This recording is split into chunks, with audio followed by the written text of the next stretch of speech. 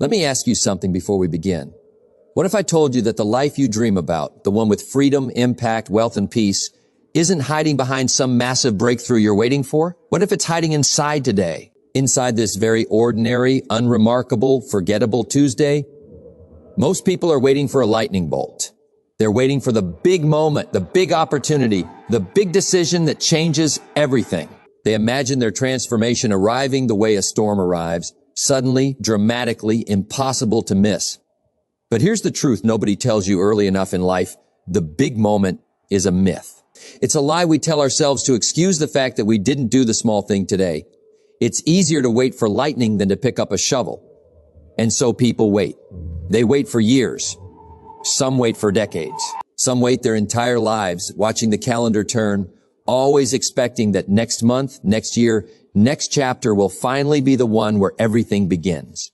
And if you stay with me for the next few minutes, I'm going to show you exactly how the most ordinary day of your life can quietly become the cornerstone of an extraordinary one, and why the people who understand this principle end up living lives that look like miracles to everyone else, when really, it was never a miracle at all. It was just Tuesday, done right, over and over again for longer than anyone else was willing to do it. So don't leave yet, because what I'm about to share isn't motivation that fades by Friday. It's a shift in how you see every single day you've been taking for granted. And once you see it, you will never again look at an ordinary day the same way. Here's the first thing you must understand. Success is not a single dramatic act. It is 1,000 small decisions repeated until they become who you are. You don't rise to the level of your goals. You fall to the level of your daily habits. Your goals live on a vision board. Your habits live in your actual life every single day, whether you're watching or not, whether you're proud of them or not. Think about the man who decides to read 10 pages a day. On day one, nothing happens. Nothing at all. He doesn't feel smarter. He doesn't feel closer to his goals. If you judge the habit by day one, you'd throw it away as pointless, as a waste of 10 minutes he could have spent doing something more entertaining. But give that same man 90 days, and he's read almost 1,000 pages. Give him a year, and he's absorbed the equivalent of a dozen books. More than most people read in 5 years combined. Give him 3 years, and he's a different thinker entirely. Sharper, wiser, more dangerous in the best sense of the word. Someone who sees patterns others miss and asks questions others never think to ask. And the people around him will look at where he ended up and call it impressive, maybe even lucky. They won't see the 10 pages. They'll only see the mountain, never the 1,000 small steps that built it, because the steps were invisible, taken alone, on days nobody was watching. This is the part that discourages people, and it's also the part that should encourage you the most. The discipline is invisible in the moment. Nobody claps for you today.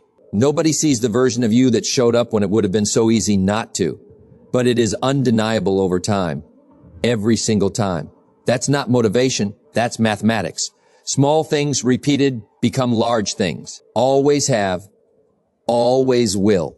And once you understand this, you stop needing applause for the small step, because you already know where the small step leads. The second truth is this. Ordinary days are not obstacles to your extraordinary life. They are the raw material of it.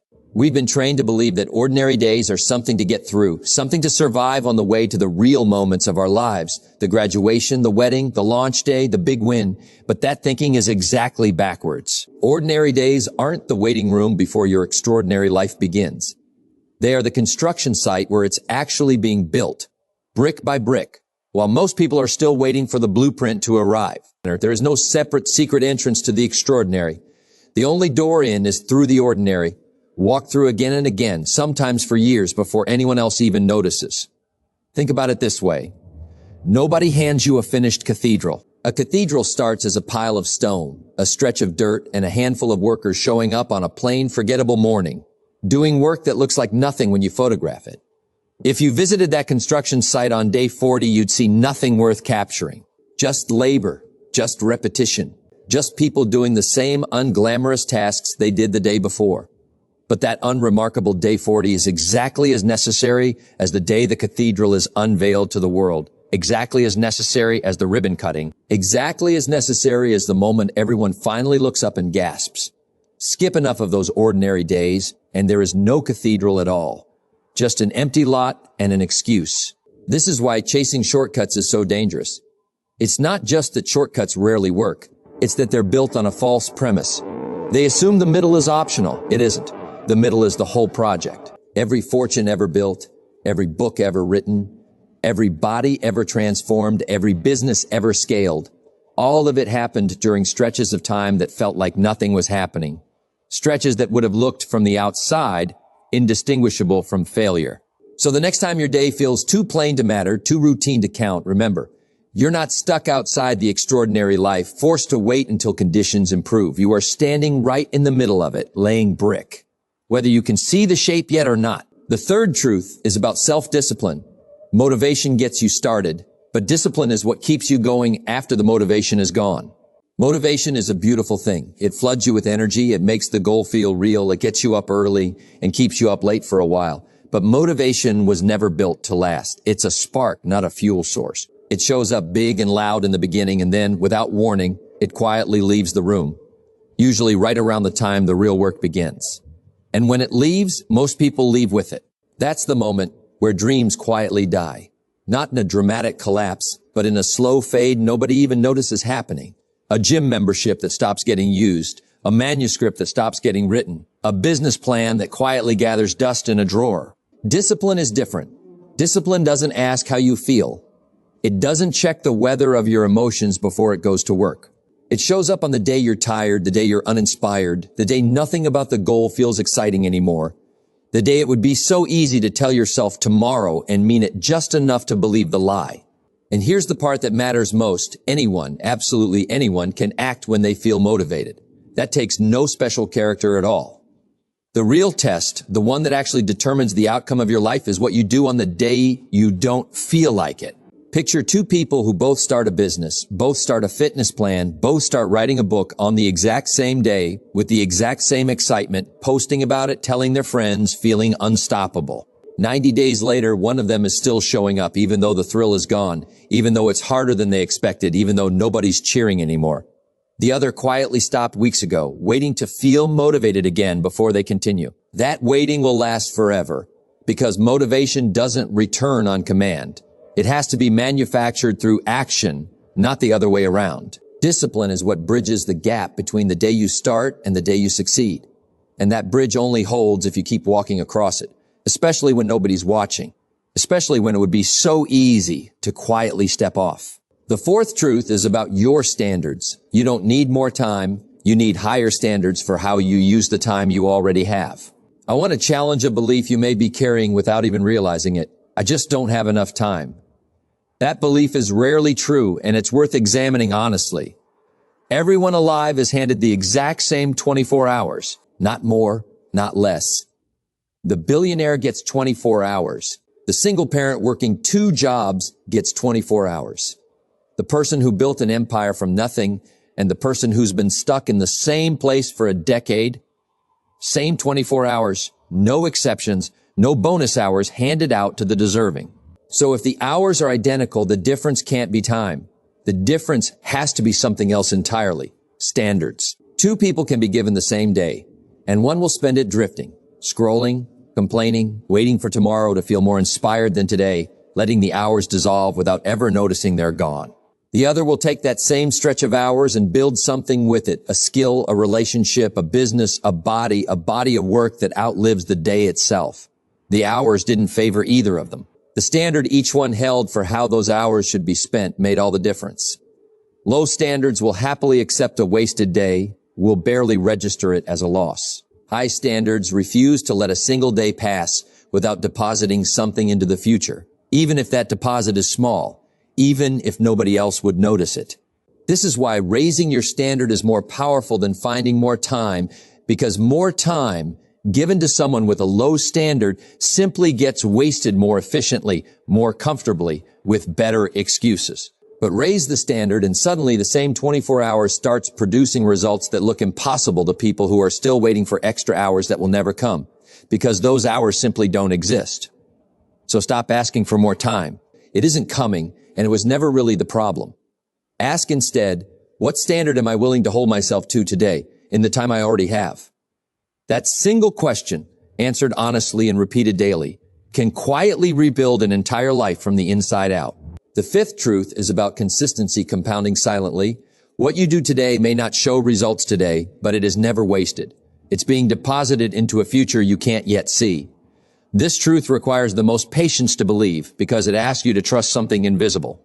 You show up, you put in the work, and at the end of the day, the mirror looks the same, the bank account looks the same, the skill still feels clumsy in your hands, exactly as clumsy as it felt yesterday. It's tempting in that silence to conclude that nothing happened.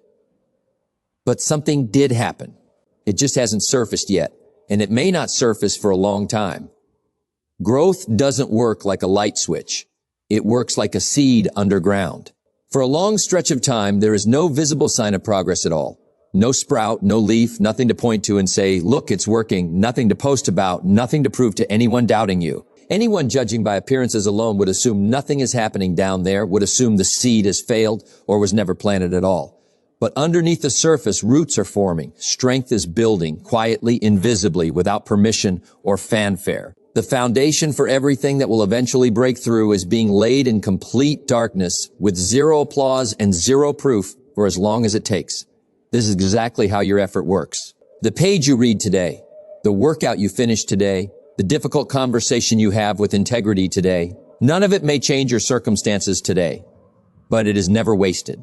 It is being deposited quietly into a future version of your life that you cannot yet see from where you're standing, a future that is being constructed one unremarkable deposit at a time. And then, one day, seemingly out of nowhere, it all shows up at once. The skill suddenly clicks. The opportunity suddenly appears. The body suddenly transforms. People will call it a lucky break. They'll call it an overnight success, a stroke of good timing, being in the right place at the right moment. But you'll know better. You'll know it was never overnight. It was every ordinary day, compounding silently, unnoticed, unrewarded, until the results simply became too large to hide any longer. And the sixth truth, the one I want you to carry out of this room and into the rest of your life, you are not waiting for your life to become extraordinary. You are the one who makes it extraordinary, one ordinary day at a time. You are not a passenger waiting for your life to become extraordinary. You are not sitting in a waiting room, hoping the universe eventually calls your name, checking the door every few minutes to see if it's finally your turn. You are the builder. You are the one holding the tools, whether you've picked them up yet or not. And the raw material you've been given to build with is not some rare, glamorous opportunity reserved for other people, for luckier people, for people who had better circumstances than you did. It's this ordinary day, right here, right now, the one you were tempted to overlook, the one that looks so plain you almost didn't notice it was even a gift. Stop waiting for permission. Nobody is coming to tap you on the shoulder and declare that you're finally ready, finally worthy, finally allowed to begin building the life you actually want. That permission doesn't exist. It was never going to arrive in the mail, and it never will, no matter how long you wait for it. And stop waiting for the perfect circumstance too. The perfect amount of money, the perfect amount of time, the perfect amount of confidence. Because that circumstance is a moving target that keeps retreating the closer you get to it. Always just one more step away, forever. The people who build extraordinary lives don't wait for ideal conditions. They build with whatever conditions they're standing in, starting today, starting with what's already in their hands. So look at today. Really look at it. This plain, unglamorous, thoroughly forgettable day, the one that looks exactly like yesterday and will probably look a lot like tomorrow. That day is not an obstacle standing between you and your extraordinary life. That day is the foundation of it. Every brick you lay today, however small, however invisible, however unimpressive it feels in the moment, is holding up something much bigger than you can currently see. Something you may not fully understand until years from now, looking back. So let's come back to where we started. I asked you at the very beginning to stop waiting for the lightning bolt, to stop waiting for that one dramatic moment that would finally make your life extraordinary. And now, after everything we've walked through together, I hope you can see the truth clearly. That moment was never coming because it was never necessary. The extraordinary life you've been chasing isn't hiding in some distant future event. It's hiding inside the ordinary Tuesday you almost dismissed as meaningless, the same Tuesday you're living right now. Every principle we've covered points to the same simple, unshakable truth. Success is built from small decisions, repeated until they shape who you become. Decisions so small they're easy to underestimate and easy to skip. Ordinary days aren't obstacles to the life you want. They're the very material it's built from, the bricks and mortar of everything you'll one day call your legacy. Motivation may fade, and it will fade, but discipline carries you through the days motivation forgets to show up. You were never short on time. You were only ever short on standards, and standards are something entirely within your control. And the effort you can't see paying off today is being quietly deposited into a future that will one day arrive all at once, looking to everyone else like luck. When you and I both know better, when you'll know exactly what it took and exactly how long it took to build. But none of it matters as information alone. None of it changes a single thing about your life unless you close this out, walk into the rest of today, and treat it differently than you would have an hour ago. You don't need a better day to start. You don't need more time, more money, more confidence, or more permission. You need to pick up this very ordinary day and decide right now, before you move on to whatever comes next, that it's going to count. So don't let this be something you simply listen to. Let it be the day you started building. Because somewhere down the road, when your life looks extraordinary to everyone watching from the outside, you'll know the real secret. It didn't happen in a single moment. It happened one ordinary day at a time, and it started today.